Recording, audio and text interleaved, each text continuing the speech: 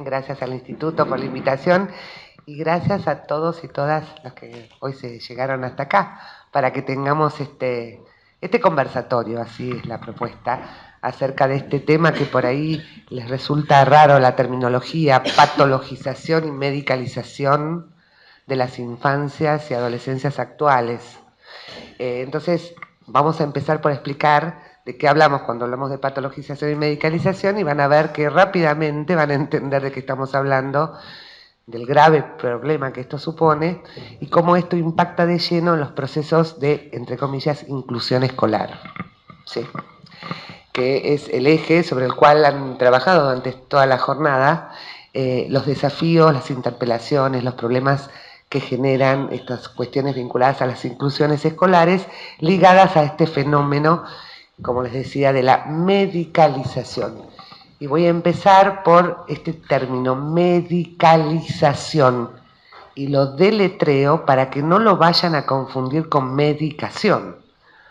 La medicación tiene que ver con los actos legítimos que ejercen los médicos cuando nos administran determinadas drogas para resolver enfermedades, qué sé yo, un antibiótico por una infección bacteriana.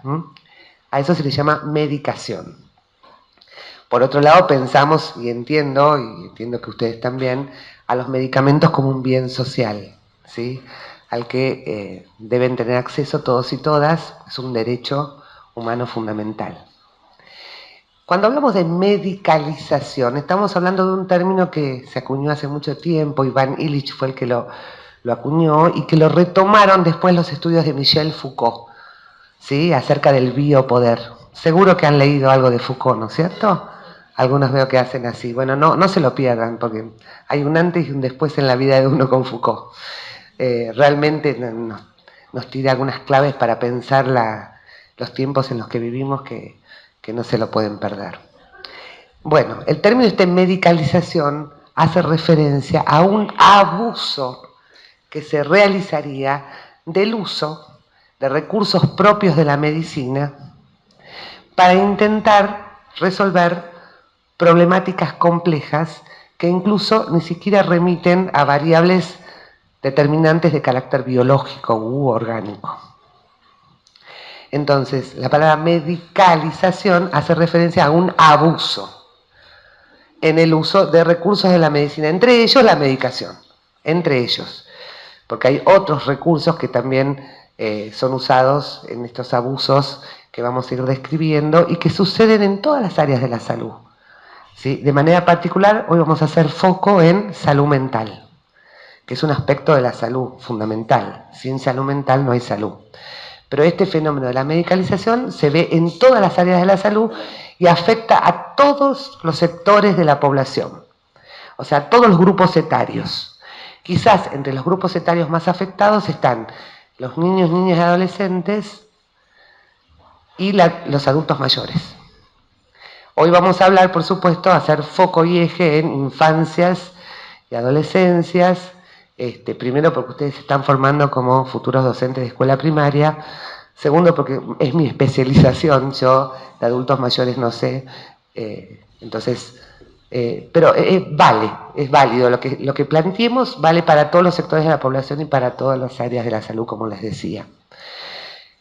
Este fenómeno, como también les explicaba, no se limita solamente a un abuso en la prescripción de medicamentos, ¿sí? Sino también un abuso en la prescripción o indicaciones de estudios médicos innecesarios, ¿sí? Y de otro tipo de propuestas terapéuticas que no responden a las necesidades de la persona y que tienen como fin último, en realidad, el lucro. Porque este fenómeno de la medicalización es un fenómeno ligado al avance de las lógicas neoliberales, a las lógicas del mercado en el campo de la salud.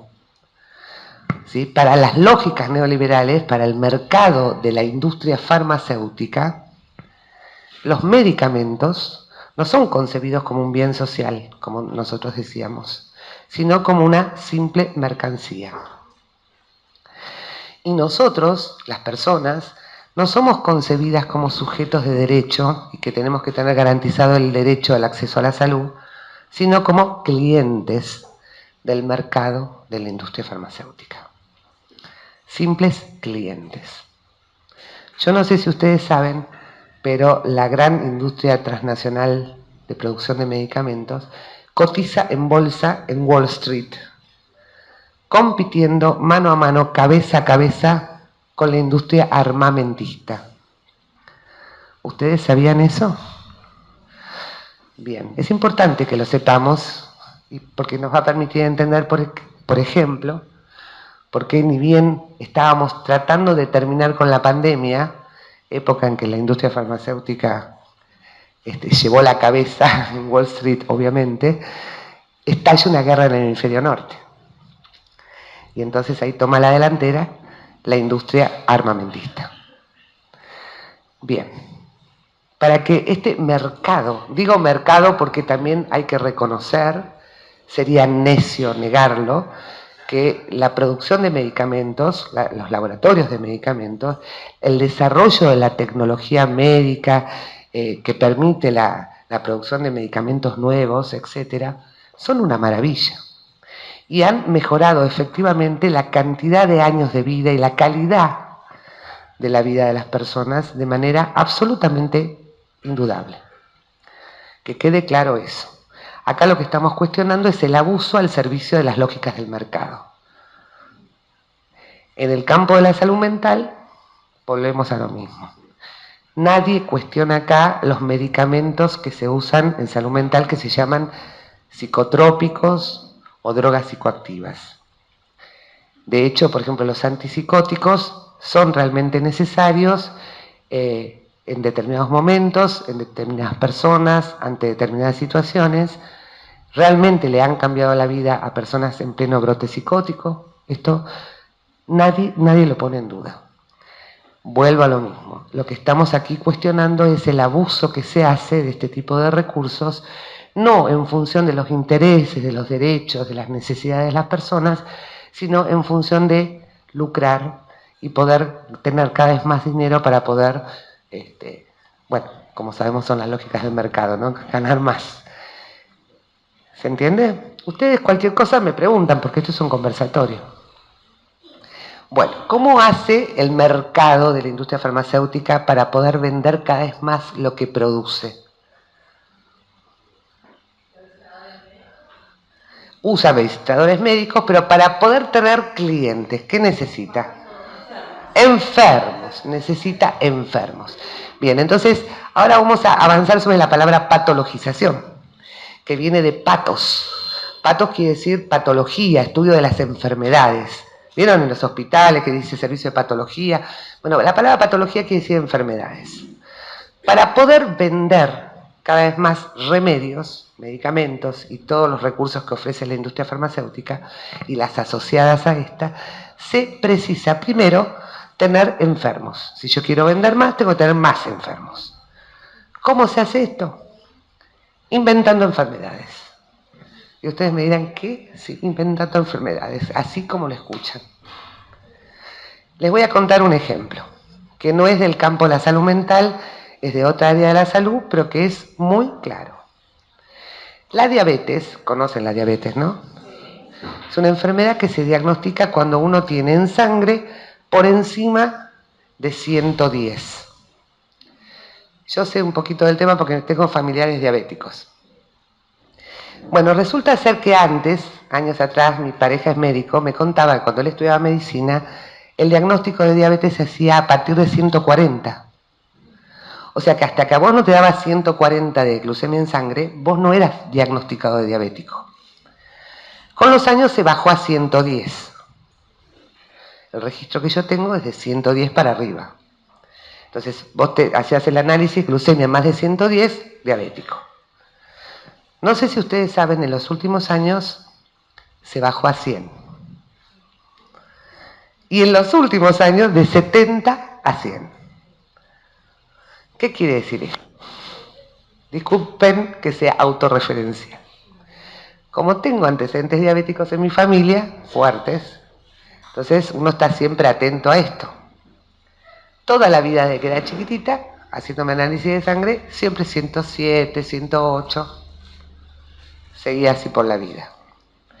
La última vez que me hago un control, antes de entrar a la médica, en la sala de espera, miro el laboratorio, que lo tenía en la mano, antes de la pandemia, y veo que tenía 108, como siempre, como desde que tengo la razón.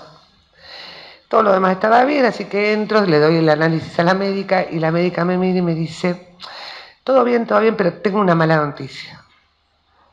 ¿Qué le digo yo? Sos diabética. Porque este era un temor en mi familia, mi abuela murió ciega, le amputaron las piernas, un horror, ¿no? Entonces, ¿cómo que soy diabética? Le manoteo la hoja, porque yo acababa de leer eso en la sala de espera, y decía 108. Y me dice, ay no, pero ahora bajó a 100. Así que vos sos diabética. Te juro que era como un balde de agua fría que me caía. ¿Cómo que ahora soy diabética? Sí, ahora soy. Pero quédate tranquila, me dice. Porque hay un medicamento nuevo para este tipo de diabetes que va entre 100 y 110. Imagínense, yo estaba como, así que, ¿vieron cuando les tiran un balde de agua fría? Uno no puede pensar bien. Sí, como vengo trabajando este tema de la medicalización en el área de salud mental hace tantos años, algunas cosas respondo, o sea, tengo. Entonces, en un momento dado, me empieza a hablar del medicamento, que lo tenía que empezar a tomar de por vida, qué sé yo, y le digo, pero, ¿qué efectos secundarios tiene el medicamento? Entonces me dice literalmente, ay, no te hagas ningún problema, no te preocupes, porque uno de los efectos secundarios que tiene este remedio es una maravilla, me dice. ¿Cómo que es una maravilla? Entonces literalmente se para y me dice, mírame, vos sabés que podés comer lo que quieras y no engordás, pero te puedes dar con lo que quieras, no engordás, porque hace una alteración, no sé qué, en el metabolismo intestinal y hace que vos no engordes. Y mírame cómo estoy yo. Entonces yo la miro y rápidamente le digo, bueno, pero eso va a tener alguna consecuencia, porque yo sabía de toda la vida que no existe un remedio para no engordar, y si inventaron algo que hace eso, alguna cosa rara debe tener. Me dice, no te hagas problema, en algunas personas muy pocas genera gases. Bueno, sería lo de menos, de últimas, si te mantenés así, comiendo lo que quieras.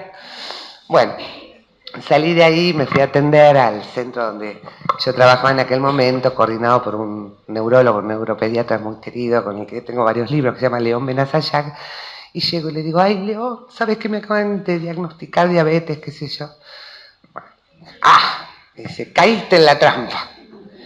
Yo ya estaba con el remedio, ¡pum!, me lo tira y me dice, ni se te ocurra tomar esto.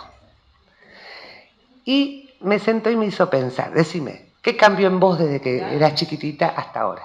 La verdad que nada. Entonces, ¿por qué a partir de ahora sos diabética? Bueno, y esto tiene que ver, a ver si ustedes entienden, con el mecanismo a partir del cual se inventan enfermedades. Por ejemplo, bajando los criterios a partir de los cuales se hacen los diagnósticos. Si yo lo bajo de 110 a 100, voy a tener muchísima más gente con ese diagnóstico que si lo mantengo en 110. Bueno, esto mismo se hace en el campo de la salud mental. Y quizás, les digo, ocurre con más frecuencia en salud mental porque es un campo menos concreto, menos asible, menos medible, es más proclive a que se fabriquen e inventen enfermedades en esta área de la salud. Y es muy importante que ustedes entiendan de este tema porque van a ver cómo este fenómeno llega a la población infantil aterrizando en las escuelas o a partir de las escuelas, que es donde nos encontramos a los niños desde muy temprana edad. Bueno, para seguir explicando esto de la patologización, que es la invención de enfermedades, a mí me gusta compararlo con la otra industria con la que compite, que es la industria armamentista. ¿Cómo hace la industria armamentista para poder vender cada vez más productos que tienen que ver con las guerras? Dice ella, inventa guerras. Así como la farmacéutica inventa enfermedades, la industria armamentista inventa guerras. ¿Cómo hace para inventarlas? Bueno, a partir de conflictos que existen, porque los conflictos forman parte de la vida, conflictos a veces milenarios, históricos, entre dos naciones, lo que hacen es fogonearlo hasta que logran que estalle. ese conflicto histórico de orden religioso, qué sé yo, que estalla en una guerra. Hacia el interior de las naciones hacen lo mismo, porque hacia el interior de las naciones, en las comunidades también hay conflictos. Entonces los fogonean hasta que estallan, por ejemplo, en guerras internas o guerras civiles. Y así van bajando a niveles micro, y entre las personas comunes también hay conflictos, porque el conflicto es sinónimo de vida, la vida social no existe sin conflictos. También los exacerban, generando, en este caso, la sensación que todo otro diferente es peligroso. Me puede venir a atacar. Entonces yo tengo que estar a la defensiva. ¿Sí? Esto que nosotros en psicología llamamos la paranoia. Si esto ocurre en el ámbito del trabajo, de la institución educativa donde estamos como ustedes, por ahí mi temor al ataque es un temor relativo a un ataque que tenga que ver con lo verbal, etc. Pero yo pongo un pie en la calle, cualquiera que cruce en la vereda es peligroso. ¿Qué me puede hacer? Me puede venir a atacar, a robar, a violar. Y ante cualquier duda pongo cualquier canal de televisión y me están todo el santo día diciendo que me atacan acá, me atacan allá, que roban, que me disparan, que en el colectivo. Entonces, ¿qué van generando en la población? Fobias. Exacto, temor, pánico, miedo al ataque. Y si yo tengo mucho miedo a que me ataquen, voy a ir ¿a dónde? A la industria armamentista a comprar desde cámaras de seguridad, esos sprites, armamentos. Acá está regulado, por suerte, hasta ahora. Pero miren lo que pasa en Estados Unidos. Uno va al supermercado y compra armamentos, como compra pan o leche. Y está todo el mundo armado. Acá el Estado compra también, ha invertido en cámaras. Estamos siendo filmados También, por todos lados. también. Hasta se ha hablado de hacer controles hacia adentro de las escuelas. Y reconocimiento con inteligencia artificial. Acabo de venir en avión y bueno, todas las vueltas que hay que dar para subir un avión es increíble, te hacen sacar las botas, es una cosa, porque todo puede ser, todo puede pasar, entonces hay que estar a la defensiva todo el tiempo, y todos esos productos, no solamente los armamentos, son productos de la industria armamentista que se requieren vender, por eso exacerban conflictos que ya existen, o los provocan, o los inventan literalmente, pero en general ya hay conflictos, porque en la vida social hay conflictos. Entonces es así como se produce este fenómeno de la invención de guerras que da lugar a la venta de armamentos, que da lugar a que la industria armamentista sea una de las industrias que más ganancias tiene en el mundo. Compitiendo con ella, vamos a la industria farmacéutica. Hacen exactamente lo mismo. ¿Qué hacen? Toman situaciones de la vida que existen, propias de la vida. Por ejemplo, en mi caso, siempre tuve 100, 108 de glucemia, y cambiando los criterios es que me diagnostican una enfermedad.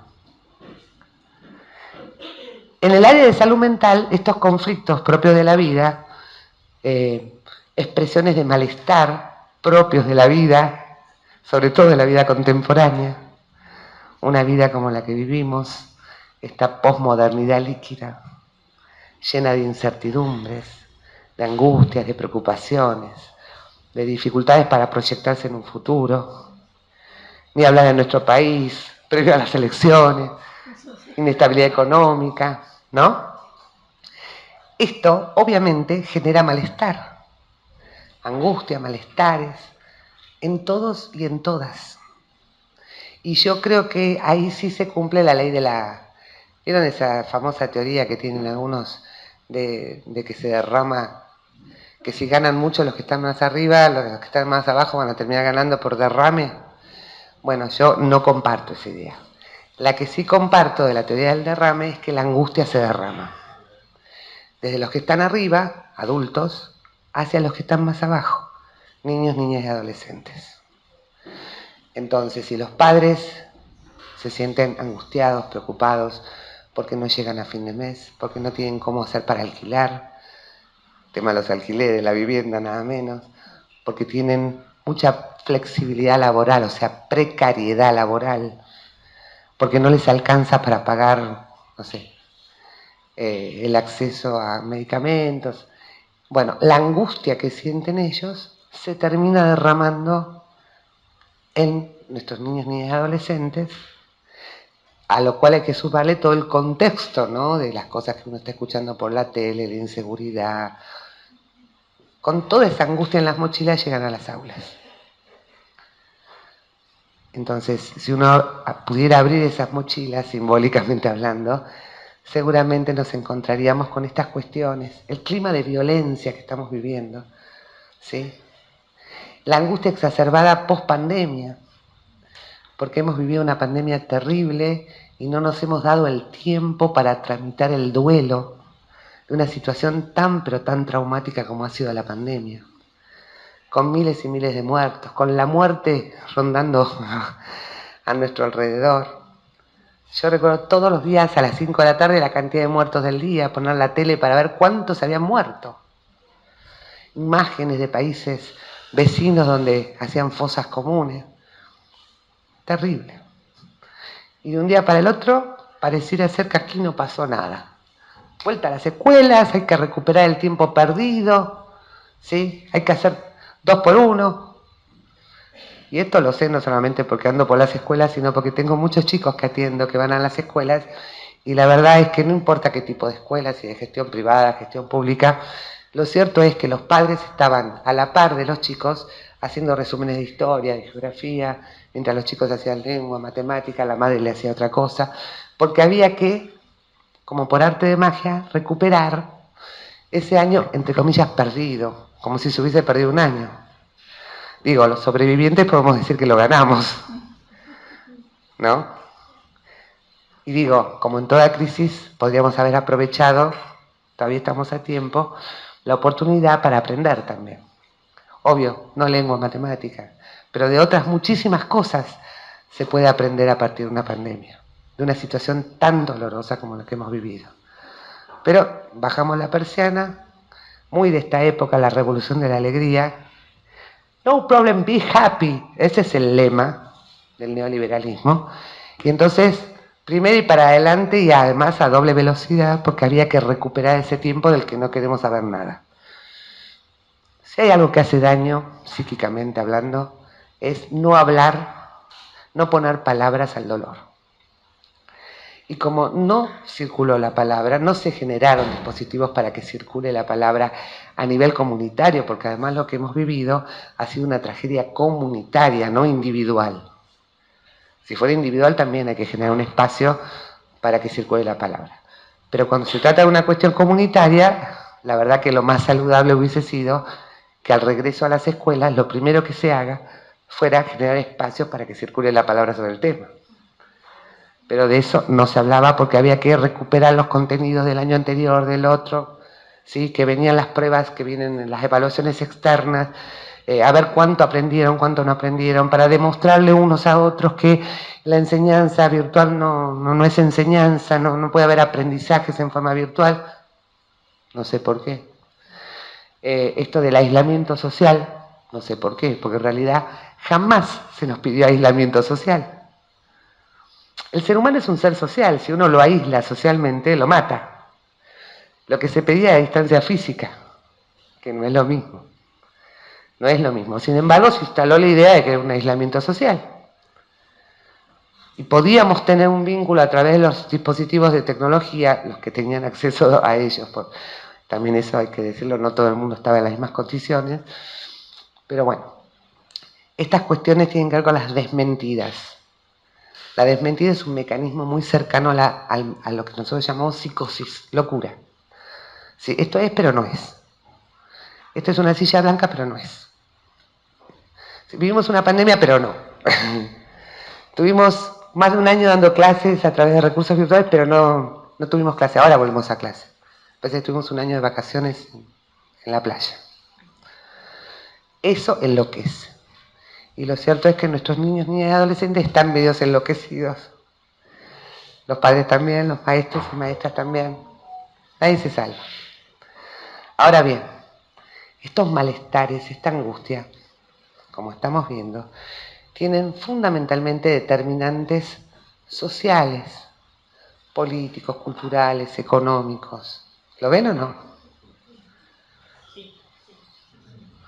¿Ustedes, algunos de ustedes están en desacuerdo con lo que estamos diciendo? ¿Ustedes registran un aumento de problemáticas en el campo de la salud mental? Hasta por la tele. Esto de los ataques de pánico.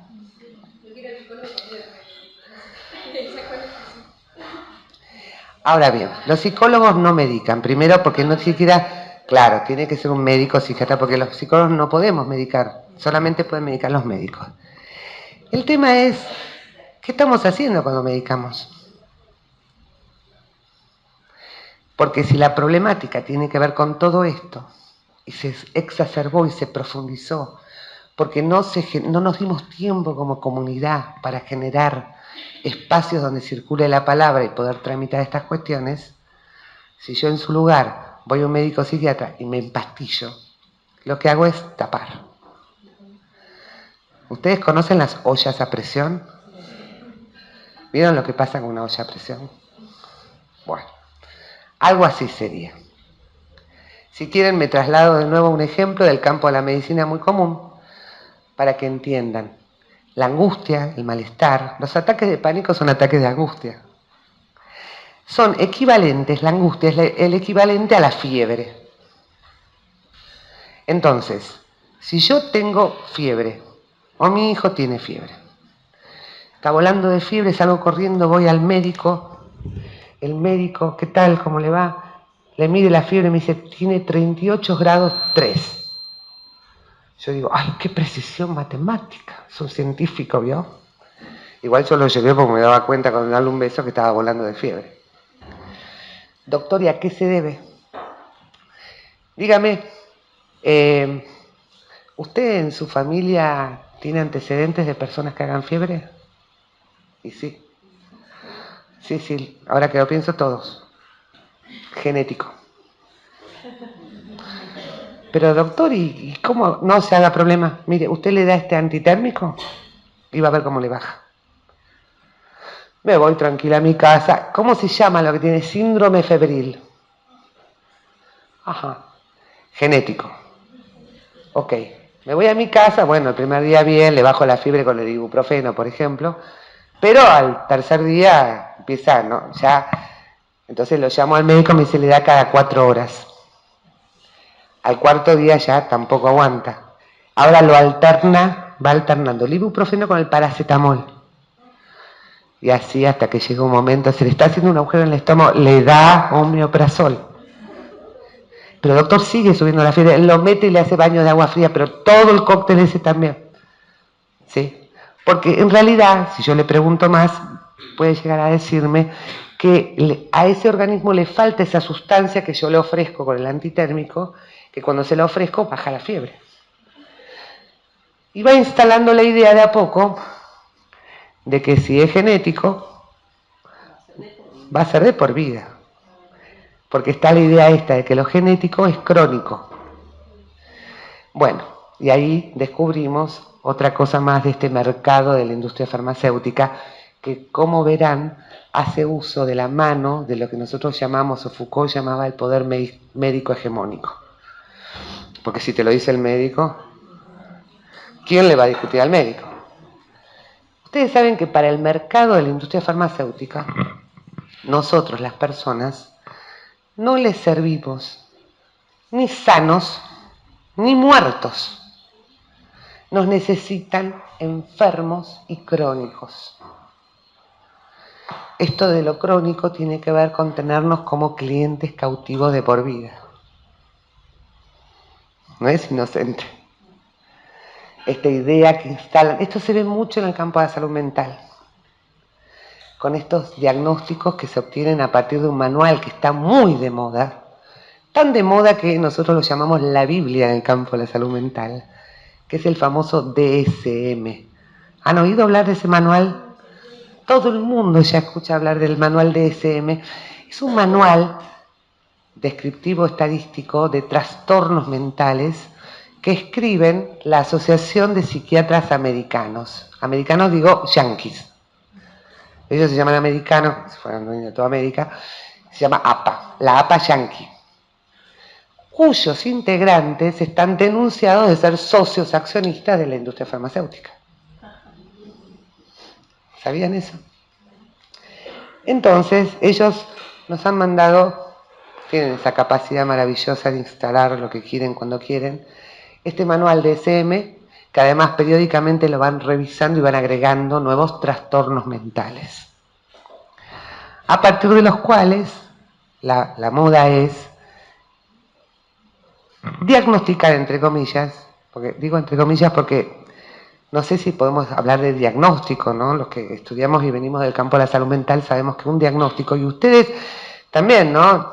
Yo también soy del campo de la educación, cuando hacemos un diagnóstico es otra cosa. O sea, un diagnóstico no puede quedarse en una descripción y además estadística. Es otra cosa, ¿no es cierto? Bueno, a partir de este manual, todos los síntomas propios de los malestares, de las angustias, que se expresan a través de conductas disruptivas, conductas que generan molestias en el entorno. Pensemos particularmente en los niños, niñas y adolescentes. ¿Cuál es el entorno fundamental en el que se encuentran y habitan la mayor parte de sus días? Las escuelas. ¿Qué conductas en los niños, niñas y adolescentes es una de las cosas que más genera disrupción en el ámbito escolar? En las aulas. Que se muevan, que no te presten atención. Que no te presten atención, en inglés se llama que estén distraídos. Bueno, de hecho, este fue el tema de toda la vida, de la educación, y a raíz del cual, entre otras cosas, se empieza a generar, a crear, a enunciar esa disciplina científica que llamamos didáctica, que es toda una ciencia. La ciencia a partir de la cual estamos buscando con qué recursos, con qué dispositivos convocamos la atención del estudiantado, de manera adecuada, apropiada, diferente si es matemática, si es lengua, si es o no. O sea, una ciencia se creó a raíz del tema del problema del desinterés y cómo hacer para convocar la atención de los estudiantes. Bien, este fue el tema siempre de la institución educativa, del sistema escolar, de toda la vida. ¿Qué hacen esta asociación de psiquiatras americanos? Nos vienen a decir, hey, teachers, como dice ¿se acuerdan la película de Pink Floyd, The Wall? Dejen de darse tanta manija con la didáctica, los problemas de cómo hacer para lograr que, vieron en inglés se dice, pay attention, please. Presten atención, por favor. Y nadie dice, ok, te presto, pero ¿a cambio de qué? Porque, viste, si no me decís a cambio de qué, ¿ustedes prestarían algo a alguien a cambio de nada? ¿Plata, por ejemplo? En esta cultura en la que vivimos. Bueno, resulta ser que a cambio de nada, no hace falta hacer nada para que los chicos te presten atención. Sobre todo esos que son los más hinchas, ¿vieron?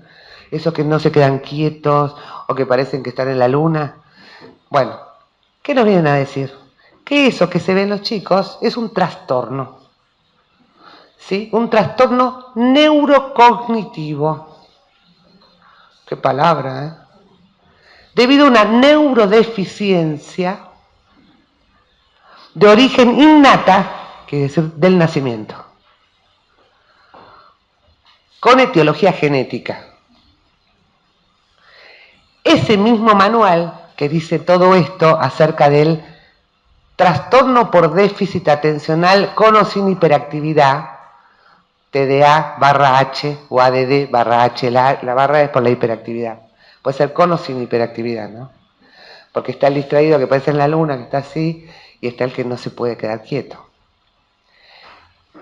Esa problemática, común a todas las escuelas del mundo, se debería a una deficiencia neurocognitiva de origen genético. ¿Qué tool? Este fue, el TDA, la punta de lanza a partir de la cual la industria, el mercado, la industria farmacéutica, decide aterrizar en el campo de la salud mental sobre la población infantil a partir de finales de los 90 a nivel mundial. Ya para finales de la década de los 90 habían saturado de psicofármacos a la población adulta. El famoso uso de antidepresivos, por ejemplo, en Estados Unidos, había dado lugar inclusive a un libro que fue bestseller, que se llamaba Más Platón, menos Prozac. ¿Mm? Bueno. Vení para adelante, hay lugar. Vení, que hay lugar. Porque me alejo del micrófono. Hago como un poco de eco, siento. ¿No? Pero vengan, que acá hay lugar. Mira, acá hay 3 sillas, ahí hay otras 3 o 4. ¿Eh?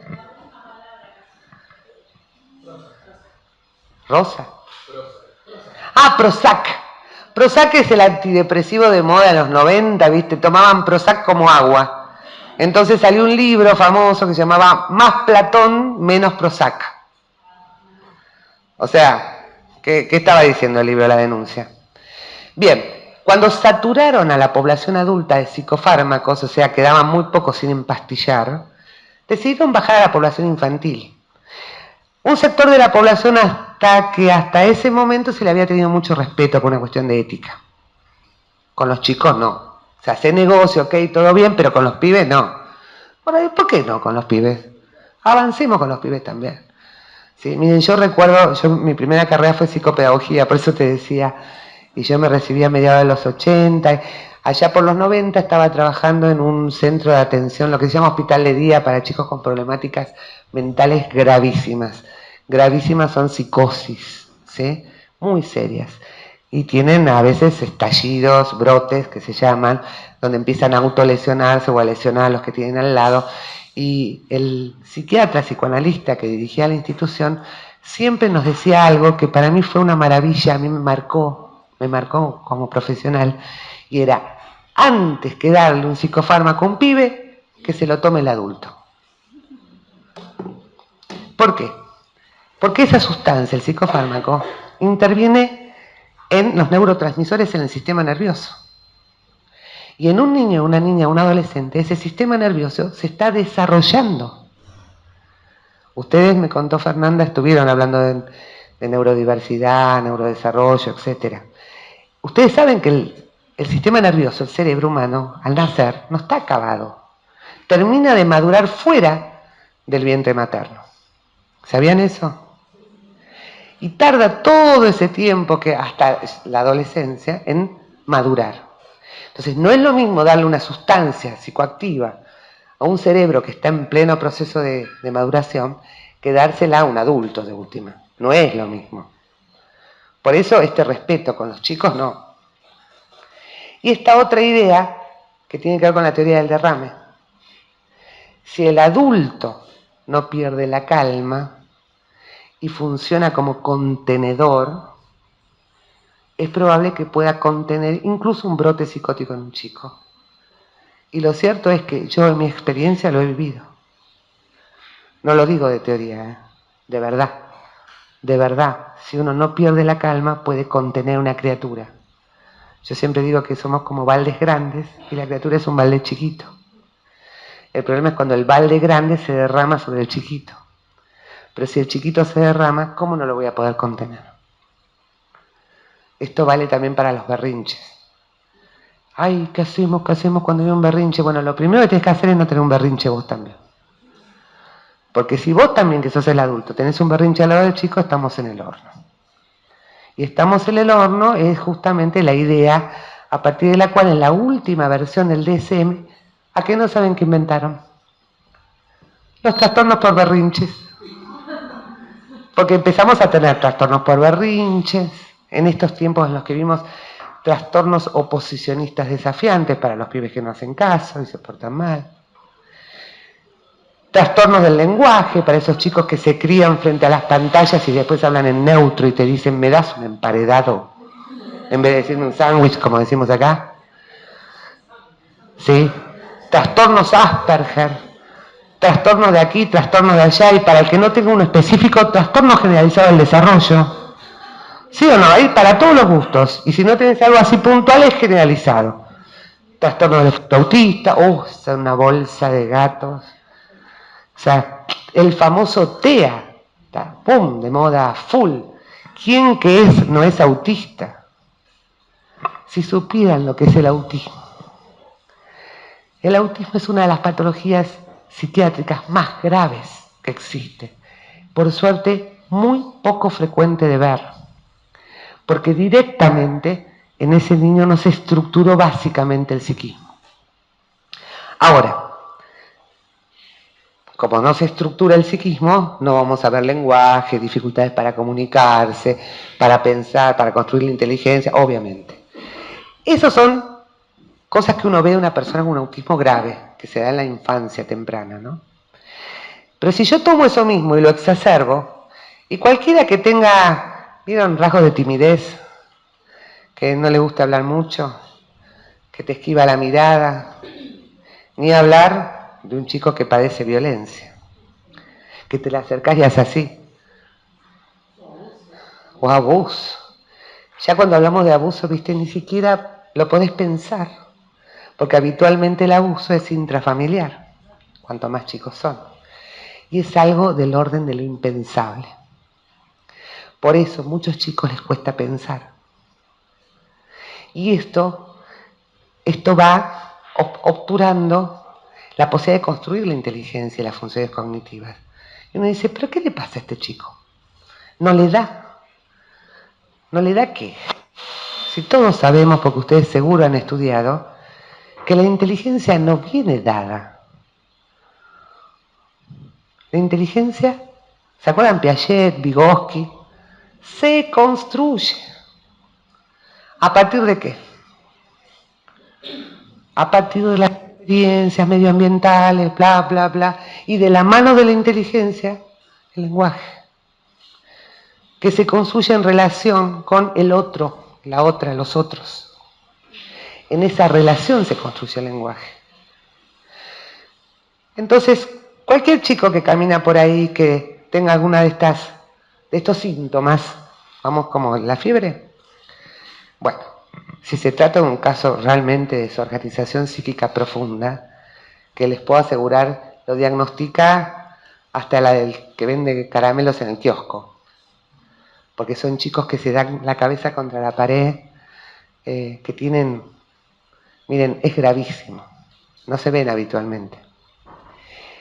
Desde ahí hasta un chico tímido, o una niña tímida, o un chico que está siendo abusado, o maltratado, o incluso un chico de una comunidad como la boliviana, porque me ha llegado a consulta con diagnóstico de TEA, que no habla 5 años, Lautaro, no habla Lautaro, no.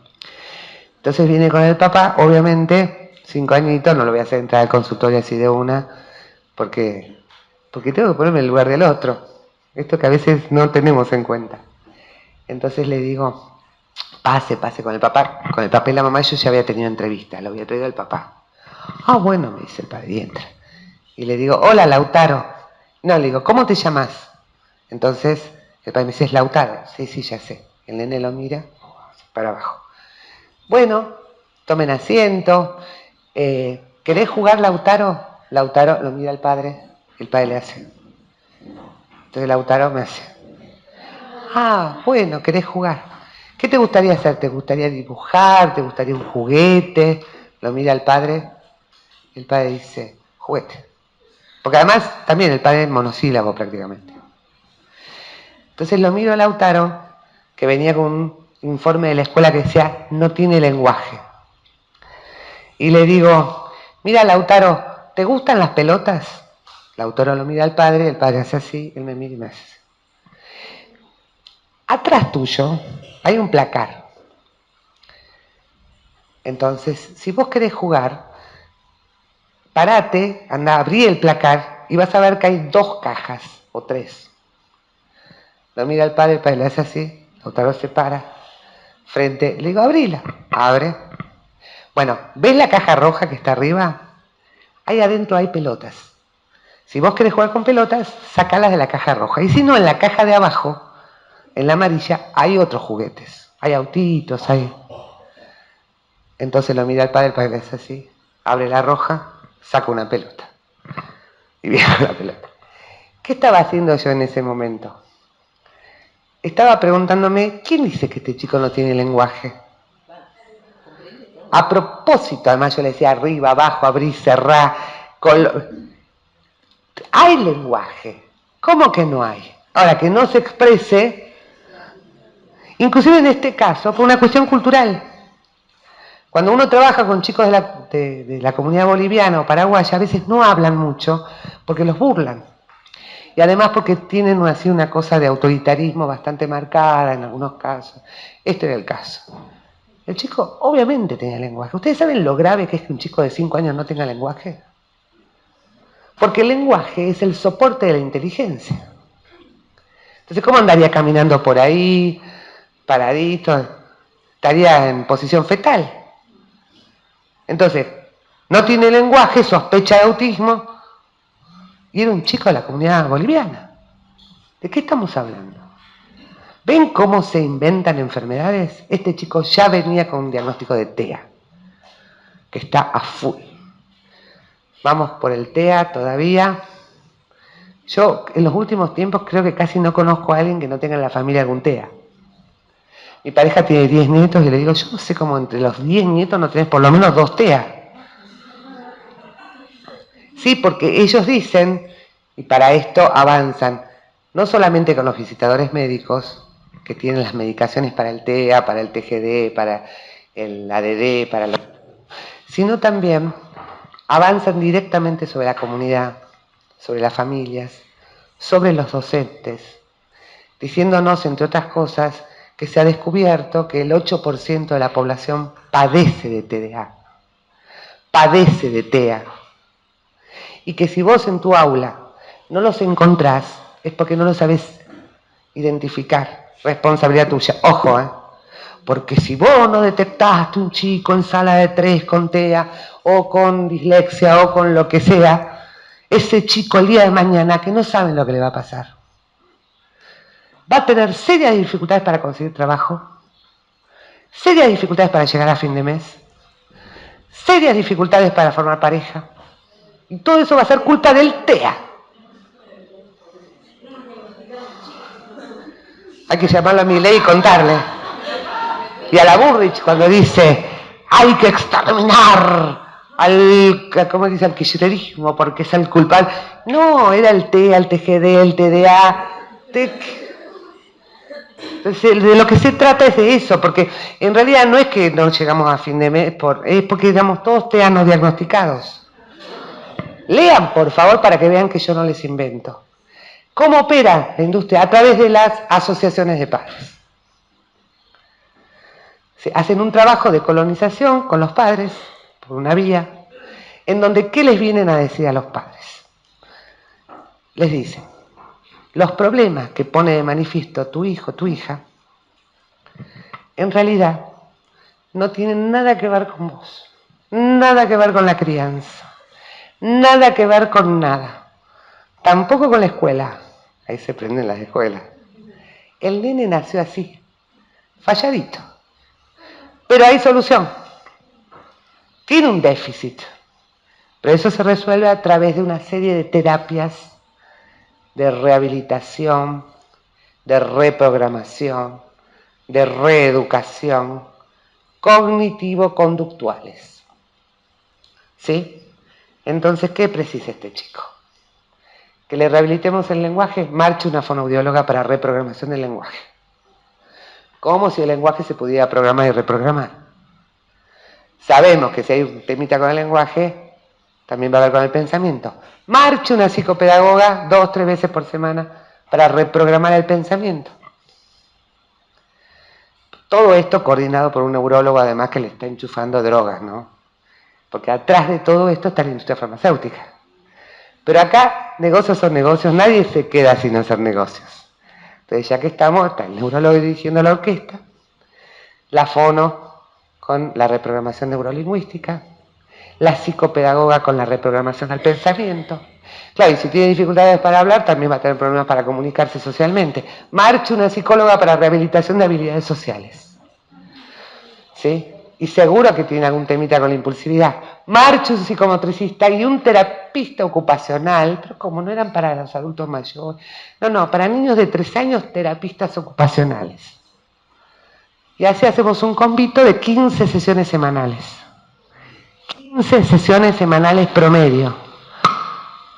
¿Sí?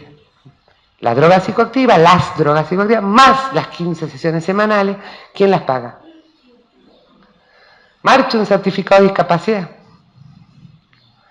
Porque con el certificado, la obra social no paga.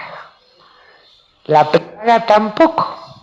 Lo que hace la obra social, la prepaga, es a partir del certificado de discapacidad, pasarle los gastos a la Superintendencia de Salud. O sea, lo termina pagando el Estado, como diría mi ley. ¿Qué hacemos? O sea, yo lo puedo tener afiliado a OSDE, lo puedo tener afiliado a IOMA, pero te piden el certificado de discapacidad. Te lo va a pedir la obra social, la prepaga, ¿para qué? Para hacer este negocio. Yo te cobro por mes, pero el remedio lo paga y todas las terapias las paga la Superintendencia. Que es un fondo subsidiario que tiene el Estado Nacional para cubrir tratamientos que tienen gastos excesivos para enfermedades particulares. Todo lo que supone discapacidad. Entonces, la prepaga te lo va a pedir, la obra social te lo va a pedir, y también te lo va a pedir la psicóloga, la psicopedagoga, la fonoaudióloga, el terapista ocupacional. ¿A qué no saben por qué? Por eso los padres van a sacar urgentemente el certificado de discapacidad. Se lo van a pedir porque la misma sesión que yo le doy a un chico con certificado de discapacidad o sin certificado se cobra el triple. La misma. ¿Tiene certificado? Cobro el triple. Y vieron con la inflación que hay, como para no entender a los colegas, ¿no? Todo bien. El derecho a tener recursos como para alimentar a la familia, etcétera, etcétera, etcétera. Lo que a mí me preocupa es el costo, porque el que se lleva el certificado de discapacidad a muy temprana edad es un niñito o una niñita o un adolescente que, como ustedes sabrán, están en pleno proceso de estructuración de su psiquismo, de su inteligencia. Y este proceso de estructuración del psiquismo, de la inteligencia, de la identidad, como le quieran llamar, se hace fundamentalmente a partir del intercambio y de la mirada en espejo que el niño va recibiendo de su entorno. Entonces, si la mamá, el papá, los hermanitos, la abuelita, la maestra, los compañeros lo ven como un trastornado mental, como un discapacitado mental, desde muy temprana edad, ¿cómo creen ustedes que este chico va a poder zafar de eso que se llama la profecía autocumplida? A veces logran zafar y entonces te llegan a la gente y dicen, yo soy autista, ¿y qué? Quiero este derecho, quiero esto otro. Soy disléxico, entonces a mí me tomas la mitad de la prueba. Esa en la secundaria. Esos son los que lograron zafar, ¿sí? ¿Zafar de qué? De quedar totalmente achatados en este proceso de construcción de inteligencia, que si no los deja en ese lugar de discapacitados pasivos, ¿no? Como verán, el negocio es redondo, a las familias les saca muchos problemas de encima, a las escuelas también, porque entonces nada de preocuparse por la didáctica, nada de estar pensando a ver qué le puede estar pasando a este chico, nada de estar citando a las familias para ver, che, este chico no estará padeciendo de violencia, no, dirán que es todo un tema ese. No, el chico nació así. Entonces, y como hay solución. De paso, como las aulas hoy están superpobladas, y como convengamos que los chicos de hoy en día no hacen caso como hacían mis abuelos o como hacía yo cuando era chica, porque vieron cuando yo era chica la señorita maestra decía algo y todo el mundo nosotros nos parábamos y decíamos buenos días señorita. A nadie se le cruzaba por la cabeza cuestionar a la maestra, porque si la maestra mandaba una notita, vos llegabas a tu casa y tus padres te decían ¿qué hiciste de malo? Porque las seños siempre tienen la razón. Y hoy, si vos le mandás una notita a un niño a la casa, al día siguiente tenés los padres y decís, ¿qué le hiciste a mi hijo? Vení que te pego una piña, ¿o no? Más suaves, digo. Porque también, además, se instalaron estas lógicas del mercado, estas lógicas clientelares, a partir de los cuales la familia, los padres, los chicos son clientes de la escuela, aún en las escuelas de gestión pública. Con esto de que con mis impuestos yo te pago el sueldo. Entonces vos tenés que hacer lo que yo te digo. Y el cliente siempre tiene la razón, ¿o no? Bueno, como para no tener chicos con TOC se llama, perdón, TOD, trastorno oposicionista desafiante. A rolete. Entonces, aulas superpobladas con un montón de chicos con dificultades para prestar atención, hiperactivos, entre otras cuestiones que ni siquiera le hemos mencionado a las nuevas tecnologías informáticas de la comunicación, las pantallas, ¿sí? En las que los chicos están inmersos desde que nacen y que también tienen un ritmo que hacen que las funciones cognitivas que se construyen inmersas en esas lógicas sean diferentes a las nuestras que se construyeron, digo, a las de mi generación que somos extranjeros digitales. Los tiempos atencionales, los modos de captar la información y de procesarla son absolutamente diferentes. Estamos en plenos procesos de investigación. ¿Qué está pasando con las funciones novedosas, novedosísimas formas de funcionamiento cognitivo? Sin embargo, en las escuelas, los docentes, las docentes, los equipos de orientación escolar, seguimos esperando a los chicos de siempre, a los de la década del 50. Y seguimos estudiando con los manuales de psicología de hace 3, 4, 5 décadas atrás. Se están haciendo investigaciones recién, ¿no? De hecho, en la propia Facultad de Psicología también se estudia con manuales de los extranjeros digitales, no de los nativos digitales. O sea que todo lo que estudiamos de Piaget y de Vygotsky, que la inteligencia se construye en función de las experiencias medioambientales, todo muy bonito, lo ponemos en un cajón y en paralelo, como con la pandemia, ¿ven? Hacemos cuenta que sí, pero no.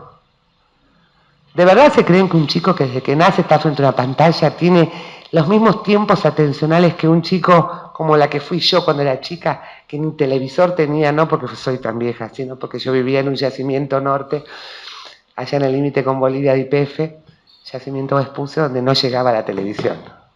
Yo me crié sin tele. Los tiempos atencionales eran otros. Las formas de captar la información, de procesarla. Yo no le puedo pedir lo mismo a un pibe de ciudad que desde que nace, como el otro día subo el ascensor en mi casa, y había un cochecito con una mamá, y la capota del cochecito estaba de mi lado, o sea, yo al bebé no lo veía. Sí veía las manitos. Y veo que sale con una especie de tablet o celular enorme, te juro, y hacía ta, ta, ta. Yo me impresiona porque dije, será un enanito que está ahí adentro. Entonces miro así y era un bebé de 6 meses, hermano tenía. La miro a la mamá y la mamá me mira y me dice, viste, yo no sé cómo hace eso. Yo no le enseñé solito. Hasta la madre estaba asombrada. Esos chicos son diferentes a lo que nosotros creemos que llegan a las aulas. Tienen otros tiempos atencionales. Entonces, hay nuevos tiempos atencionales, la escuela sigue utilizando recursos didácticos y imponiendo una lógica de una cultura que llamamos moderna a pibes que son posmodernos, nativos digitales. Como yo digo siempre, tenemos una escuela, modelo siglo XIX, docentes, modelo siglo XX, con estudiantes, modelo siglo XXI.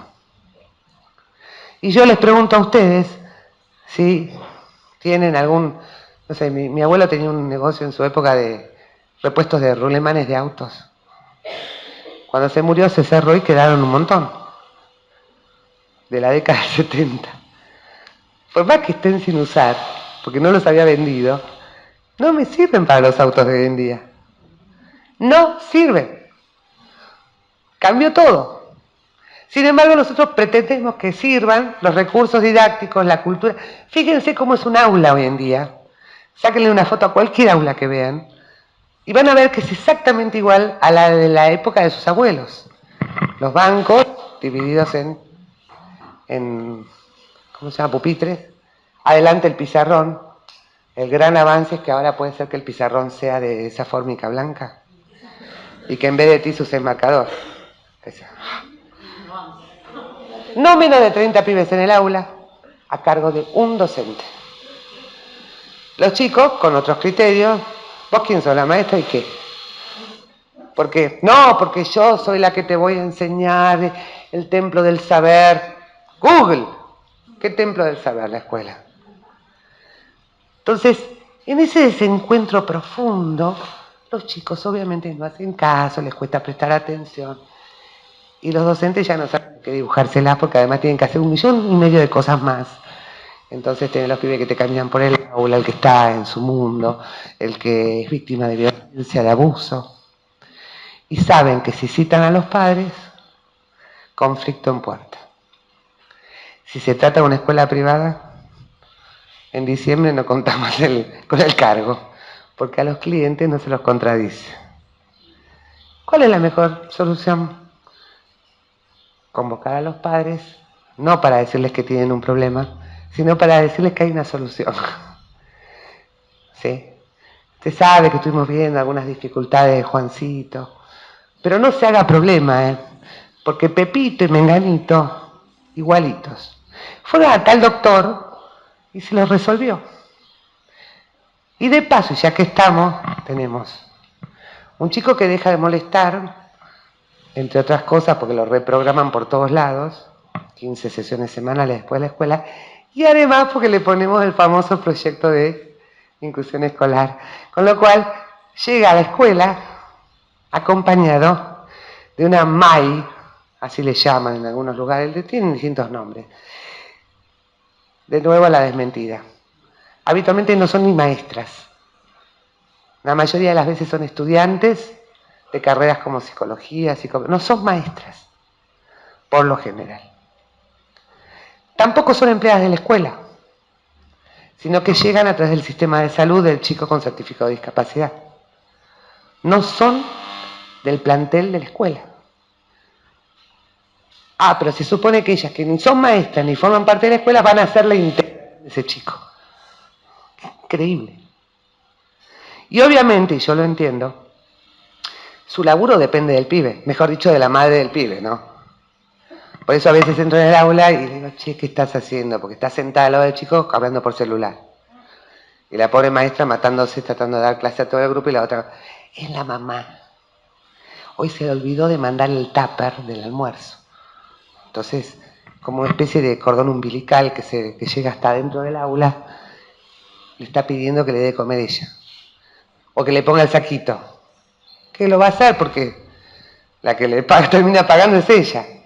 La que hace los trámites, ¿no es cierto? Entonces, bueno, hay una cuestión que uno entiende de relación laboral. ¿O no? La titular o la que está al frente o a cargo del resto de los alumnos, la verdad es que uno menos. Y de paso, convengamos que a veces la cotidianidad del ritmo escolar es tan vertiginoso que uno quiere ir al baño y no puede, porque tiene 30 y pico de pibes y ni siquiera al baño. Pero si está ahí la MAI, ¿me los mirás un momento? ¿O no? Y ya que estamos, zafamos. Y la MAI entonces, que entró como una prótesis por la ventana, con la excusa de, pobre, en realidad estamos todos metidos en el sistema, no es que lo hagan de mala, yo las entiendo. Termina tapando baches del sistema, ¿no?, educativo en general, y la maestra dice, es tu alumno ahora, ¿no? Y se termina generando una relación entre ella y el chico, tan particular, tan encriptada a veces. A mí me un día que unas colegas venezolanas me contaron que en Venezuela, que sería el mismo fenómeno, ¿saben cómo les llaman a las maestras que acompañan las instituciones escolares? Que no son maestras, ¿no? Maestras sombras. Adivinen por qué. ¿Viste que la sombra te acompaña hasta la puerta del baño? Te espera ahí. Digo, además de que no son maestras, o sea que olvidate que las adecuaciones curriculares las mandan en coche, además de eso, ¿cómo puede ese pibe socializar con chicos de su misma edad? Contado por un paciente que venía a mi consultorio y me dice, No, porque no sé qué, alquilaban una cancha de fútbol para un cumpleaños. Y por suerte va a venir Fede, y me empieza a contar de Fede, que es un chico que sabe atajar muy bien.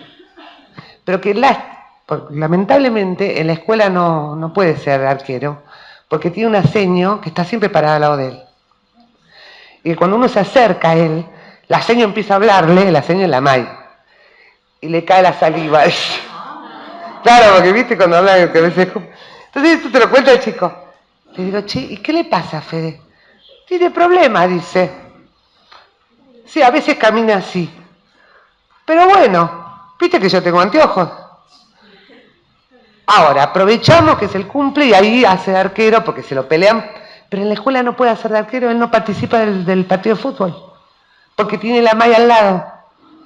Lo puede hacer fuera de la escuela. Digo, por el tema de la integración social, la inclusión, como le quieran llamar. Porque hasta somos tan retorcidos que yo me puse a buscar etimológicamente la diferencia entre inclusión e integración. Y paradójicamente, integración es integración, inclusión es sumar. Si yo digo, yo incluyo a alguien acá, por ejemplo, puedo entrar un perro, está incluido. ¿Sí? Ahora, integrarlo es otra cosa. Tiene que haber una interacción. Pero somos tan retorcidos que los proyectos son de inclusión. Igual. Y lo que terminan haciendo es desintegrando. Porque terminan construyéndose como pequeños iglúes adentro de las aulas. Claro que para esto también hay negocios atrás. Miren, se montan pymes. Detrás de cada pibe con estos diagnósticos y con estos certificados de discapacidad hay pymes. De los que viven muchísimos colegas. Mientras resuelven algunos problemas o los tapan, que facilita la tarea para las escuelas, les resuelven las angustias a la familia, mientras el pibe se lleva el certificado de trastorno mental.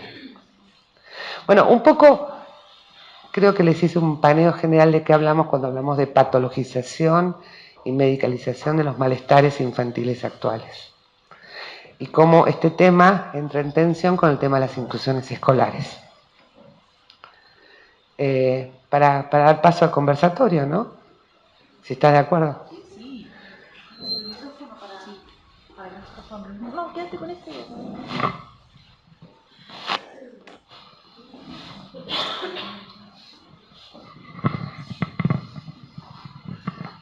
Porque es un conversatorio. Entonces yo hice un entre al tema, pero a mí me gustaría saber qué piensan de lo que estamos hablando. ¿Algunos de ustedes están haciendo observaciones o pasantías? Ahí hay uno. Bien. Estaba pensando mientras íbamos hablando un poco también en el rol de los padres, ¿no? Porque me parece que el diagnóstico, si lo lleva por ejemplo la maestra, el padre también tiene que ponerse en ese lugar de aceptarlo. Sí. Porque yo estaba, por ejemplo, en mi hija y en este año, por ejemplo, tuve varias charlas con la maestra porque pasa eso, ¿no? Que se distrae y habla con todo el mundo, no hace lo que tiene que hacer, pero es súper bien. Pero yo pensaba, bueno, pero mi hija no tiene ningún problema, ningún trastorno, porque... Eso porque no la miraste bien. Yo como mamá sé que dentro de nuestro núcleo familiar pasamos por ciertas situaciones, por... No importa, ya es una niña nativa digital, por ejemplo, digo. Eso, además vivió la pandemia, digo, para decir cosas que son comunes denominadores y no entrar en situaciones particulares ni personales. Pero... Bueno, vos es que antes ocurría esto, ¿no? O sea, en la época en que yo tuve mis hijos, por ejemplo, de verdad te digo, y cuando yo me iniciaba como psicopedagoga, decirle a una madre o a un padre que su hijo era discapacitado mental, un chico que nacía con un síndrome de Down, por ejemplo, era un temazo. Era un temazo, requería preparación, porque la herida narcisista que supone que tu hijo haya nacido con un problema que lo deje con discapacidad es gravísima. Si el proyecto... Bueno, no sé qué fue pasando con estas lógicas neoliberales, que ahora, no sé si la semana pasada, una conductora de televisión muy conocida, que no me acuerdo el nombre, Máculo Susana. Ay, fascinada le dieron el diagnóstico de autismo. Ella ahora está feliz porque sabe que es autista. El día del TGD, el día del ADD.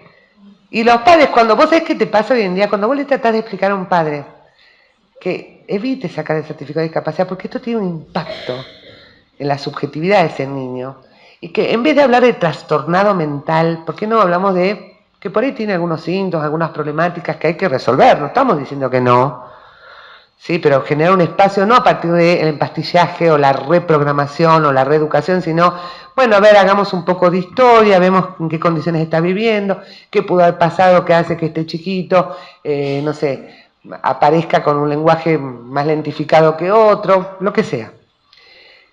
Eso es un diagnóstico. O sea, es algo donde el profesional se tiene que poner a investigar. ¿A qué piola? Vos me decís, tiene problemas para prestar atención, trastorno por déficit atencional. Tiene problemas para hacer caso, trastorno posicionista desafiante. Tiene problemas porque hace berrinche cuando estoy en la cola del supermercado y tiene todas las cosas que le muestran por la tele acá, trastorno por berrinche. Miren, se queman las pestañas los tipos pensando hasta los nombres. ¿O no? Dígame si no. Y todo lo compramos. Una de las maneras en que opera el mercado es a través de las asociaciones de padres, ¿sí? Que cumplen una función fundamental. Porque, bueno, por un lado te vienen a tranquilizar, te vienen a decir no te hagas problema, no te pongas a pensar en nada, vos sos la mejor, la familia es la mejor. Acá el chiquito nació con un problema, pero si lo ponemos a reprogramar, como si fuera una computadora, viste que tenés que reprogramar algo, y además lo llevas al neurólogo, va a quedar como nuevo, va a estar normalizado. Entonces a la familia, la verdad es que esto, en una época en donde con todos los problemas que tenés encima te vengan a plantear que tu hijo tiene un problema, es como too much. Por lo menos acá te dan una solución. Recuerden, no problem, be happy. Y además vos no tenés nada que ver, te desresponsabiliza. Porque el chico nació así. Entonces, como anillo al dedo. Así operan, ¿no? A través de las asociaciones de padres, y esto ha dado lugar a lo que, bueno, desde las lógicas estas del biopoder que uno está estudiando, hablemos hoy en día del fenómeno de la biomedicalización, que es una vuelta de tuerca donde vos ya no necesitas del médico que venga y te diga o la maestra que te lo diga, sino que vos solita te buscas en Google y te diagnosticás. Y diagnosticás a tu hijo. Y después solita vas al médico y le decís, mire, tiene esto, dele tal cosa e indíquele tal cosa. ¿No? Ustedes se ríen, pero es así. Ya están en todos los portales de internet si ustedes quieren hacer los diagnósticos de TEA para saber si su hijo, su alumno tiene un TEA, tiene un TGD, tiene un TDA, tiene algo. Bueno, pero tampoco hay que ir tan lejos porque pienso, por ejemplo, en TikTok o cuando subís de Instagram y vas viendo, generalmente te dicen, ay, ¿cómo identificar si tu hijo tiene? Y como que te muestran, no sé, 5, no sé, cosas generales características, no sé, camina en puntitas de pie o no te mira cuando habla. Y yo pienso, mi hija nunca me mira cuando habla, pero porque, no sé, capaz que la reto y me revolea los ojos, no sé, pienso en esas cosas. Mirá, yo tenía un chico diagnosticado de eso, de autismo, que no miraba los ojos, bueno, y el pibe ya tenía 10 años y se negaba a tomar la medicación porque le generaba mucho dolor de cabeza. Entonces, me lo traen para hacer una interconsulta a ver si yo lo podía convencer de que tome la medicación. Obviamente, ¿no? ¿Qué le pasa a este chico? El diagnóstico autismo, primero tuvo diagnóstico de trastorno por déficit atencional cuando estaba en el nivel inicial. Después se le sumó trastorno posicionista desafiante y después descubrieron que era trastorno de espectro autista. Esto se va sumando, no te creas que te cambian un diagnóstico por el otro, ¿eh? Después te hacen el certificado de discapacidad con todos estos diagnósticos. ¿Sabías, no? Y la medicación se suma hasta tener un cóctel. El pibe ya tenía un cóctel. A los 11, 12 años tienen cóctel y algo de lo que nadie habla es que se bajan el cóctel con alcohol. Porque hoy uno de los flagelos que tenemos es el alcoholismo y los chicos empiezan a esa edad. Entonces los pibes que están recontra empastillados se bajan las pastillas con cerveza. A ver, digámoslo con todas las letras. Los neurólogos de esto no quieren hablar. Obviamente no quieren hablar. Bueno, entonces, ¿qué pasa? Me lo traen a Nico y el último diagnóstico Hay una cosa increíble, me cuenta la madre, que hacía poco, el chico tenía 12 años, hacía poco, no sé a raíz de qué, se llama hallazgo casual, descubrieron que Nico era totalmente sordo de un oído. ¿Saben por qué era totalmente sordo? Porque le faltaba el nervio auditivo, malformación congénita. Nunca se habían dado cuenta. Y en el otro, no sé por qué tema, tenía una disminución del 30%. Hagamos historia. Va la madre a la neuróloga y le dice, doctora, ¿saben que descubrimos que Nico es sordo, pero sordo de nacimiento, le falta el nervio auditivo? Digo, esto no tiene que ver con el famoso trastorno por déficit atencional, o sea, no te presta atención, después no saben las historias, porque este chico lo llamaban, por ejemplo, para comer en la casa, el chico estaba viendo tele y no escuchaba. Entonces él te cuenta después cómo venir y el padre lo sacudía de atrás, porque ya lo habían llamado 20 veces y el pibe no se da vuelta. ¿Qué le dice la médica?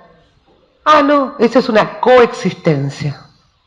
No tiene nada que ver. Él tiene déficit atencional, tiene trastorno oposicionista desafiante y además es de espectro autista porque no te mira a los ojos. ¿Vos sabés lo primero que descubrí yo de Nico? Que Nico todo el tiempo gira la cabeza, claro, lo tiene absolutamente incorporado, para poner del lado que vos le estás hablando el oído que escucha. El día que vino al consultorio me acuerdo que yo iba caminando delante de él, iba hablando y el pibe no me contestaba nada, me doy vuelta y estaba mirando para otro lado. Y yo le decía, ¿qué tal, Nico? ¿Cómo anda? Entonces me paro, lo miro, le digo, ¿te gustan los árboles? Porque hay un patecito ahí en el consultorio. Y me responde perfecto. Pero hace así con la cabeza. Después lo fui viendo en el consultorio, en el escritorio todo el tiempo. O sea, con el escritorio por medio. Entonces no te mira. Claro, para escuchar como hace cualquier sordo, ¿viste? Bueno, por eso no te mira a los ojos. Lo del el tema de la atención. Bueno, obviamente si no puede escuchar bien, escucha brrr, ¿cómo te va a prestar atención? Lo del trastorno oposicionista desafiante. Mira, encima Nico es altísimo. Pibe de 12, 13 años que es más alto que yo, grandote. Al fondo del aula. Nadie sabía que era sordo. Para prestar atención a lo que estaba diciendo la maestra, le preguntaba a los compañeros. Generaba incordio, lo retaban y él seguía porque no, se perdía todo. ¿Qué dijo? ¿Qué dijo? ¿Qué dijo? Trastorno oposicionista desafiante. Y cuando encima se dan cuenta que en vez de mirarte a los ojos te gira la cabeza, chao. Pobre chico, la verdad. Ahora, lo increíble es cuando le van y le plantean a la médica y la médica dice, son coexistencias. Yo lo he hablado con médicos, neurólogos, psiquiatras, y le digo, pero escúchame, esto que tiene la criatura, que vos le diagnosticás, vos sabés que este chico padece violencia familiar, vos sabés el nivel de violencia que en la familia, el padre le pega a la madre tiene depresión, intenta suicidarse. Y tú me dices, es una coexistencia. O sea, no tiene nada que ver con lo que vos ves en el chico.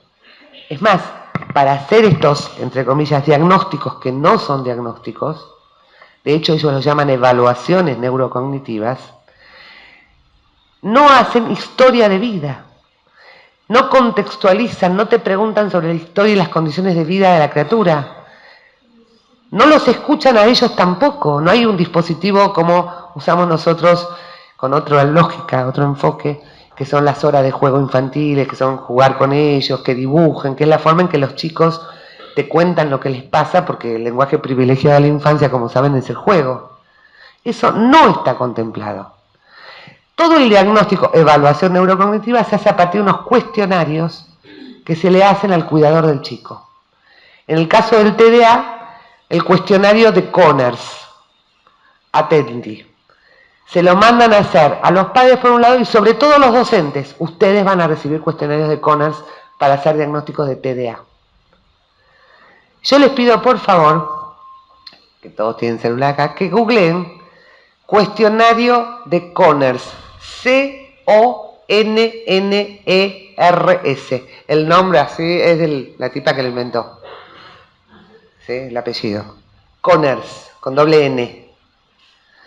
Van a ver ahí, con ese instrumento se hace el diagnóstico del TDA, trastorno por déficit atencional. Sí, podés elegir el que quiera. Elegirle docente, porque ustedes son futuras docentes. Por favor, ¿Querés compartir lo que dicen las preguntas? Esto es lo que responde un docente cuando recibe este cuestionario que le manda el médico. Y esto es la famosa evaluación neurocognitiva. Miren qué científica que es. Está bien. Léela. Hay para padres y docentes. Fundamental para docentes porque el TDA es un problema en las escuelas. De hecho, luego la medicación que se da se suspende los fines de semana y durante las vacaciones. Se usa para ir a la escuela. Lee las preguntas. Pero son cuadros. Son preguntas. A ver, ¿alguien tiene...? ¿Cómo cuadros? A mí me parece, porque, claro. Porque tenés que marcar frecuentemente, o sea, la respuesta es de 0 a 5. Te ponen nunca, a veces. Esa es la respuesta que tiene que marcar el docente. Bien cuantitativa. Pero lee las preguntas que le hace al docente el cuestionario de Conners. Acá, por ejemplo, dice cuestionario de conducta en la escuela. Utiliza este cuestionario para obtener una descripción con las conductas de los alumnos. Los datos... No tiene preguntas, es un cuadro y te las dice. Ah, espera, ella me encontró. A ver. Porque encontraste a otro así. No, es el mismo en todos lados. Lo que pasa es que estás describiendo que es el cuestionario de Conners. Bueno, las opciones son nada, poco, bastante, mucho. Y la 1 dice... 0 a 5. Claro. Como nosotros hemos cuestionado mucho esto de medir, ¿no? Para ancho, todo para medir atención. Sí. Tiene excesiva inquietud motora, tiene explosiones impredecibles de mal genio. Léelo de a uno. Ok. Primera pregunta, escuchen. Tiene excesiva inquietud motora. ¿A qué le llamamos excesiva inquietud motora? Segunda pregunta. Tiene explosiones impredecibles de mal genio. Explosiones impredecibles de mal genio. Encima en español. A ver, acá una de las cosas que va a entrar en juego es tu criterio muy personal sobre a qué le llamas mal genio, explosiones, inquietud. ¿Sí? Seguí con la siguiente pregunta. Se distrae fácilmente, tiene escasa atención. ¡Ah! Se distrae fácilmente. ¿Qué va a ver? ¿Tiene mucha fiebre el síndrome febril? La otra dice, molesta frecuentemente a otros niños. Ustedes verán qué precisión científica tiene esto, ¿no? Qué objetividad, además. Digo, porque si yo anoche pasé una mala noche, me peleé con mi marido, y me cae hoy este cuestionario para Juancito que está saltando de pared en pared y camina por la pared, y le empiezo a poner frecuente, ¿sí o no? Obvio. En cambio, si pasé una hermosa noche y estoy feliz de la vida y veo todo con pajaritos, digo, a veces, poco frecuente. Ustedes se ríen. Eso nunca, frecuentemente, se traduce en 0, 1, 2, 3, 4, hasta 5. La suma de puntos te da la cantidad de miligramos que va a dar el neurólogo de metilfenidato. Así se llama la droga que se le da a los chicos con este diagnóstico de trastorno por déficit atencional.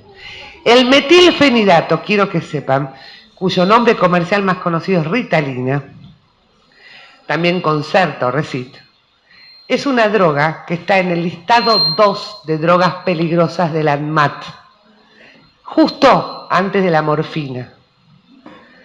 Listado 2 quiere decir que lleva receta triplicada. Ustedes habrán oído hablar que las drogas psicoactivas llegan receta duplicada, porque no es pavada estar dando psicofármacos. Está triplicada. ¿Saben por qué? Por el riesgo de muerte súbita, entre otras cosas. Motivo por el cual en Estados Unidos, que se vende como agua, lleva una guarda negra, por ley, el envase, advirtiendo sobre el riesgo de muerte. Porque si el chico tiene un problema cardíaco, que habitualmente en la infancia es silencioso, ¿sí? Se te muere. Pero allá hay un cartel en la entrada, o había, en la autopista de entrada a Nueva York, donde se veía un auto con chicos y un papá asomado que decía, para que ser padre sea más fácil, Ritalin. Sí, Ritalin. Es más, hasta al famoso Bart Simpson lo diagnosticaron de ADD y le dieron Ritalina. ¿Sí? Y yo ahí les hablé del riesgo de muerte súbita porque, bueno, soy media dramática. Pero la verdad que sin llegar a la muerte súbita, uno de los pequeños detalles que trae todo esto es que si el chico está muy angustiado y por eso está inquieto, Si yo lo tapo, dando una pastilla que lo deja así, el problema que había ahí abajo no lo estoy exactamente abordando, sigue su curso y estalla tardíamente, que sería como cuando yo voy y me da el antitérmico para la fiebre. Si no me descubren la infección y me dan el antibiótico, bueno, va a llegar un momento que voy a tener una sepsis generalizada. Eso es lo más grave también, eso se llama iatrogenia. Porque empiezan con que se van multiplicando. Sin contar lo que el chico está aprendiendo cuando vos le decís que para que te vaya bien en la escuela tenés que tomar la pastillita. Y después nos preocupamos por el tema de las adicciones. ¿Qué le estás enseñando? Sí, perdón. No, acá pela. Gracias. No, en primer lugar agradecer a vos y a la dirección del instituto, alta charla, zarpada, ¿verdad? De mayor humildad, yo no caso un fútbol, pero... Una buena, hacemos un poroto, vamos.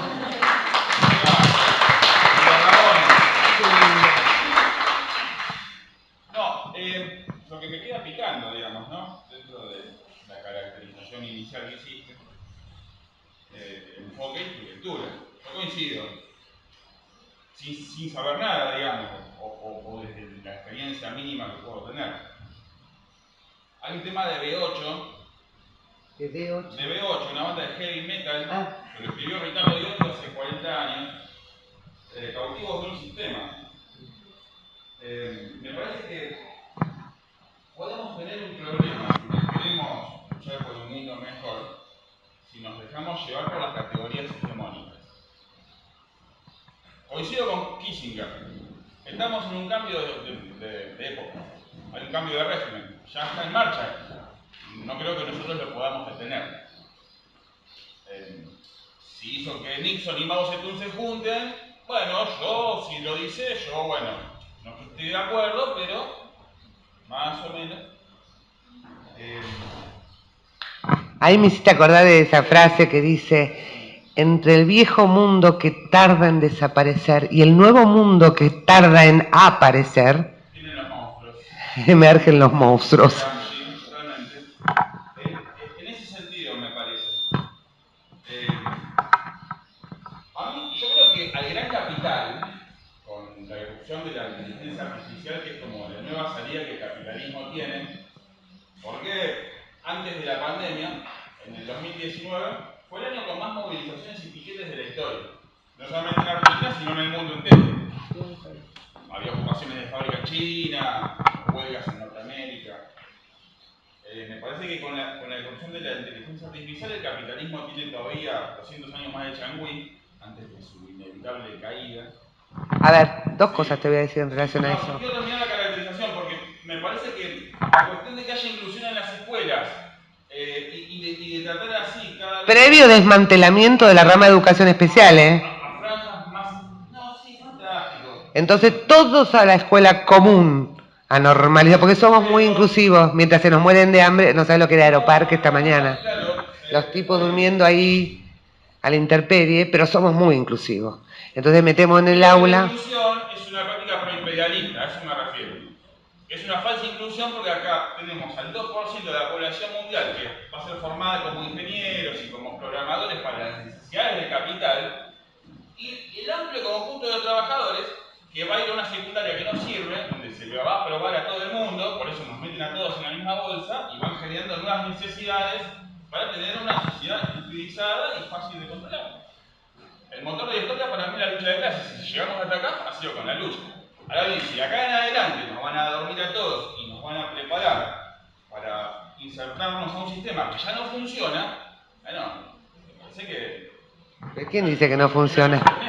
No, no funciona claramente no. A ver, yo creo que es un sistema perverso no hay salida ya. que deja muchísimos afuera. Hay algunos que siguen haciendo mucha guita. Claro, pero el asunto es qué inserción van a tener los hijos que van a ir a la escuela, digamos, de acá a 15 años. ¿Cuál va a ser su inserción? Bueno, yo creo que la crisis de esta sociedad posmoderna, neoliberal, poscapitalista, de alguna manera hizo síntoma con la pandemia, que entre paréntesis nos interpelaba como comunidad a dar una respuesta de carácter comunitaria, no individualista, ¿viste?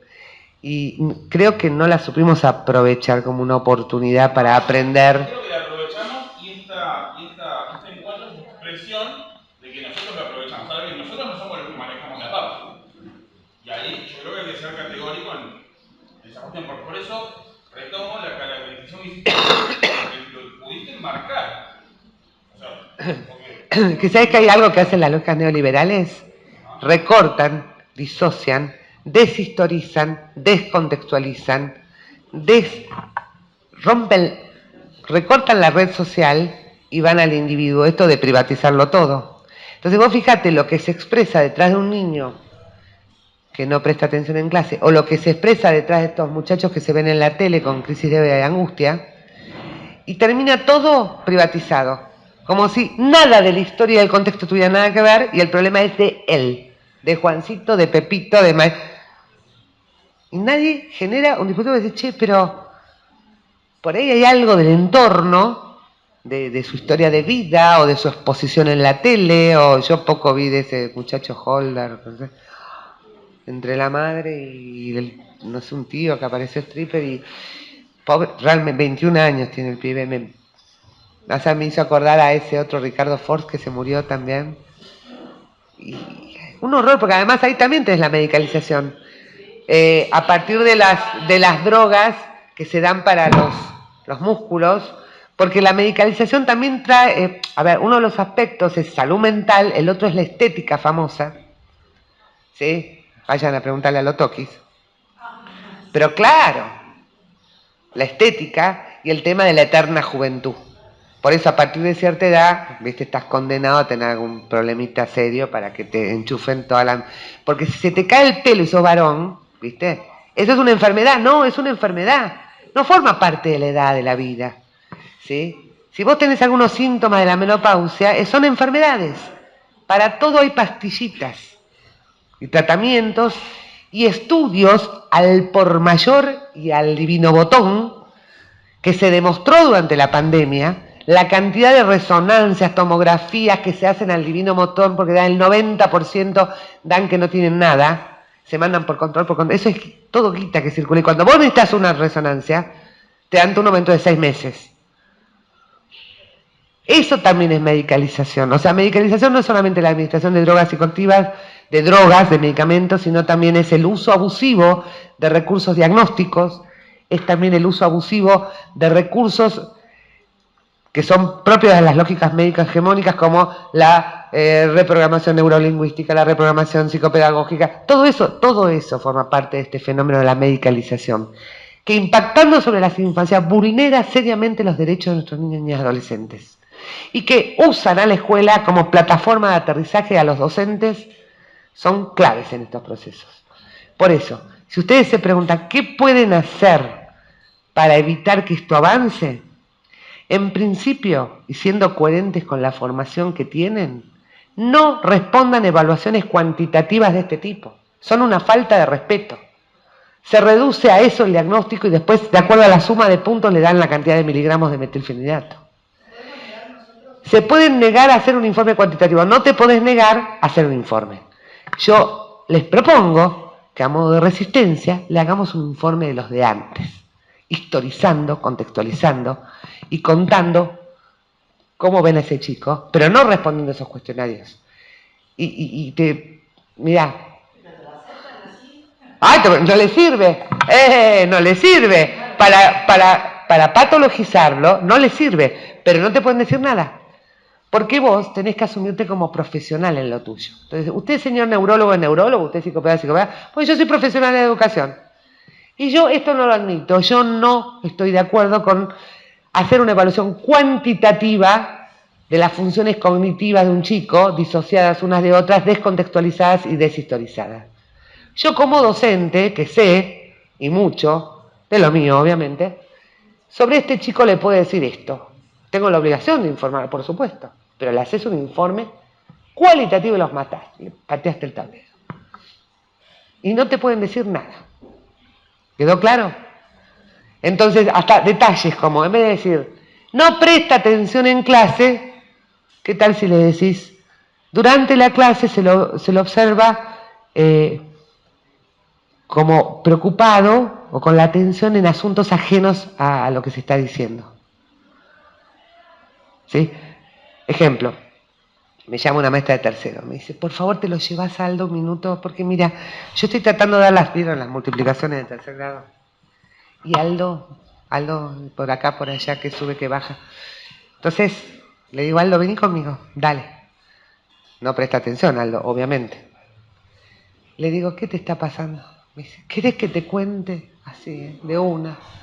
Sí, Aldo, ¿qué te está pasando? Hijo único, Aldo. Anoche mi papá le dijo a mi mamá que le iba a matar. Y ahora me dice que yo estoy acá, mi papá está solo con mi mamá en casa. ¿No me conseguís un teléfono para ver si mi mamá está viva? ¿Qué tul? ¿Ese chico vas a decir que tiene déficit de atención? ¿Quién puede estar prestándole atención a una maestra que está enseñando una tabla cuando piensa que el padre la está matando a la madre? De hecho, ante semejante situación, si vos como si nada te pones a escuchar la enseñanza de la tabla de multiplicar es porque estás fuera de la realidad. Porque obviamente es mucho más importante que tu padre no mate a tu madre, digo. La pobre maestra, 44 alumnos, tenía que dar las tablas. Se dio cuenta, este chico, alguien tiene que escucharlo. Ella no podía cumplir con eso que tiene que hacer un docente y generar un dispositivo de escucha. Bueno, somos una comunidad educativa. Yo paso por ahí por los pasillos y me dice, dale, habla vos. Al toque el pibe habla. Hay que hacer que circule la palabra. Ese chico tenía diagnóstico de déficit atencional. Porque obviamente, visto desde afuera, vos completás el cuestionario con él, distraído, todo, era frecuentemente, porque, bueno, si vos supieras cómo terminó la pareja de padres, en fin. Bueno. Perdona, tenemos otra pregunta por allá atrás, en las alumnas.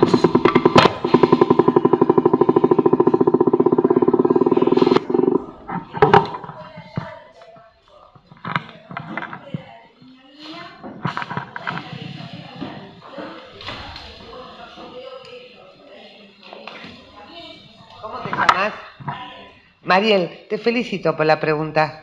Porque tu pregunta, retomando además lo que estábamos hablando acá adelante, nos convoca y me da la oportunidad de hablarles de la diferencia que hay entre lo que se llaman enfoques multidisciplinarios y enfoques interdisciplinarios.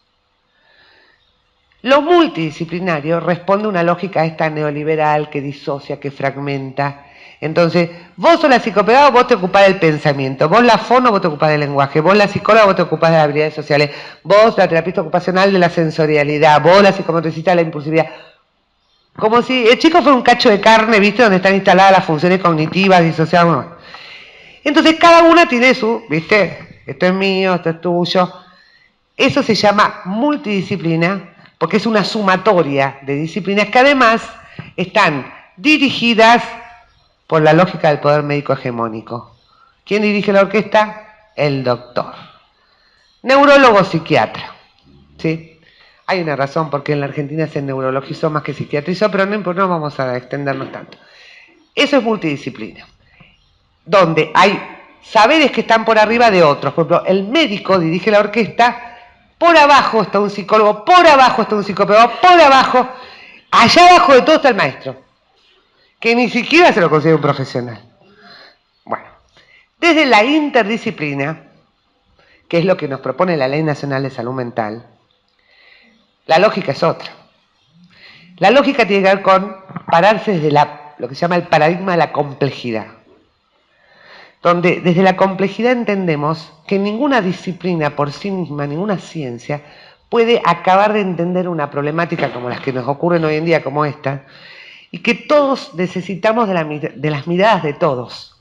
Entonces yo no puedo descartar la mirada del neurólogo, no puedo descartar la mirada de un fonoaudiólogo, no puedo descartar la mirada del trabajador social, no puedo descartar la mirada del psicólogo, no puedo descartar la mirada del maestro y la maestra que están todo el santo día con el chico y además están durante un periodo prolongado de tiempo viéndolo funcionar con otros chicos de la misma edad y del mismo sector social. La verdad que el que más sabe de un chico son ustedes. Mucho más que la psicóloga, que el psicopedagogo, muchísimo más. Nosotros con suerte lo vemos una vez por semana, 40 minutos y solo en un consultorio. Entonces, desde la interdisciplina, uno reconoce la importancia de las miradas de distintos ángulos. Y nos sentamos a la mesa de igual a igual. ¿Sí? Por eso a mí no me gusta subirme de arriba. Y me pongo al mismo nivel que ustedes.